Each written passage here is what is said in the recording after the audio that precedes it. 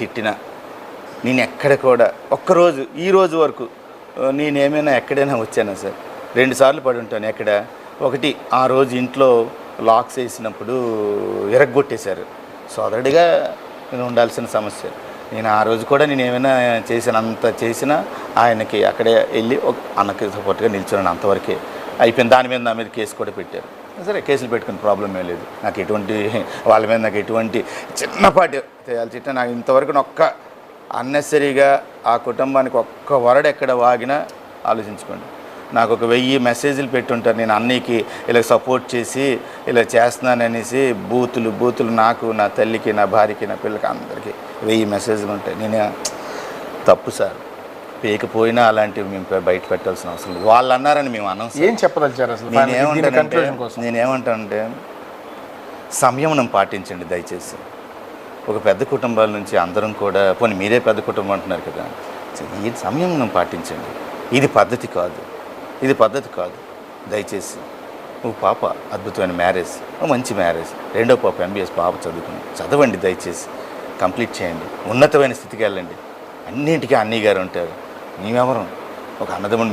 మీరంతా మాకు అంతా మన బ్లడ్ రిలేషన్. అన్నయ్య గారు భార్యాభర్తల మధ్యన గొడవ ఇది, వాళ్ళిద్దరూ చూసుకుంటారు. దయచేసి ఇదంతా ఇంకా ఇప్పుడు జరిగిన ఈ నేల రచ్చ ఒక ఫుల్ స్టాప్ పెట్టండి. కోరికలు కోరారు, ఆ కోరికలకు మ్యాక్సిమం చేయడానికి జరిగింది. ఏముంది, ఏదైనా జరగచ్చు. ఇప్పుడు దువ్వాడ శ్రీనివాస్ హౌస్ అంటున్నారు, ఎవడైనా ఇవన్నీ సెల్ఫ్ ఎక్యూర్డ్ ప్రాపర్టీసే. ఏముంది సార్, నాకు అర్థం కావట్లేదు. దువ్వాడ శ్రీనివాస్ గారు 100 ఏళ్ళు సంపూర్ణ ఆయుష్తో ఉండాలని భగవంతుని కోరుకుంటున్నాం. తదనంతరం ఎవరు వస్తారు సార్? లీగల్ హెయిర్ ఎవడవుతాడు సార్? ఎవరవుతారు చెప్పండి? పనిచేస్తుందా సార్? లీగల్ హెయిర్ ఎవరవుతారు సార్? నేనున్నాను సార్. నేను రేపు మరణిస్తే MR ఆఫీస్కి వెళ్తే దువ్వాడ శ్రీధర్ భార్య, పిల్లలు, లీగల్ హెయిర్ సార్. ఏంది సార్ దీనికి? సార్ అసలు అంటే డైరెక్ట్గా అడగాలంటే, ఒక అన్నకి ఏదో రాముడికి తమ్ముడు లక్ష్మణుడు తోడుగున్నట్లు ప్రస్తుతం మీ అన్నదమ్ముల మధ్య మీరే తోడుగున్నారు ఈ వివాదానికి సంబంధించి. అది దీంట్లో నుంచి దువ్వాడ శ్రీనివాస్ గారు అసలు బయటపడతారా అని మీకు అనిపిస్తుంది? అసలు ఏముంది సార్, ఆయన దాదాపు 30 సంవత్సరాల కిందట పెళ్లి చేసుకున్నారు. అప్పటి నుంచి ఎప్పుడు ఇంట్లో గొడవలు వేశారు. వాళ్ళు ఎప్పుడైనా వాళ్ళు అన్నయ్య గారు కానీ వాణి గారు కానీ కుటుంబం చక్కగా ఉండాలని కోరుకునే వ్యక్తులు మేము. ఏ రోజు వాళ్ళ వ్యక్తిగత జీవితాల్లో కానీ ఎప్పుడు మేము దూరలేదు సార్.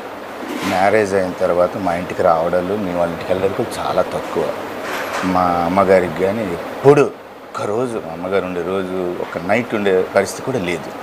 ఇప్పుడు ఏంటంటే వాళ్ళు శుభ్రంగా ఉంటారని మాకు తెలుసు. 2012 ఆ ప్రాంతంలో పవర్ ప్లాంట్ ఇష్యూ మీద గొడవలు జరిగినప్పుడు అప్పుడు 16-17 కేసులు కట్టారు అన్నయ్య మీద.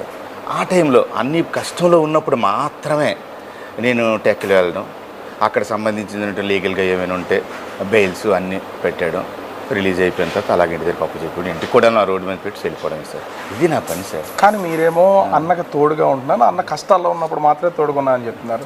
కానీ మీ మీద చేస్తున్నటువంటి ఆరోపణ చూస్తే అసలు వాళ్ళ ఫ్యామిలీ వివాదాల్లోకి వెళ్ళడం మీరు ఎంటర్ అయిన తర్వాతే, మీరు కలెక్ట్ చేసుకున్న తర్వాతే మొదలైంది అనేది దువ్వాడ వాణి గారు కానీ పిల్లలు కానీ వీళ్ళందరూ చేస్తున్నారు సార్. కరెక్టే. ఇప్పుడు ఒక విషయం సార్, ఇప్పుడు అన్నదమ్ముడు కేసులు పెట్టేస్తే అన్నయ్య ఇంటి ముందు ఒక 20-30 కార్లు పెట్టేసి 2012లో బయటికి పట్టుకెళ్ళిపోతున్నాం నాకు తెలిసిన వెంటనే ½ అన్ అవర్లో టెక్కలు చేరుకున్నాను సార్. వెళ్ళి అతనికి నరసన్నపేట పట్టుకెళ్తే అక్కడి నుంచి కోటబొమ్మాలి పోలీస్ స్టేషన్ తెచ్చినప్పుడు అన్నిటికీ బ్యాక్ బోన్గా ఉన్నాను సార్ కేసుల్లో. అదంతా టెక్కల ప్రజలకు తెలుసు. దువ్వాడ శ్రీధర్ అనేవాడు ఓన్లీ కష్టంలో ఉన్నప్పుడు మాత్రమే వచ్చాను. ఇది టెక్కలి ప్రాంత ప్రజలకు అందరికీ తెలుసు.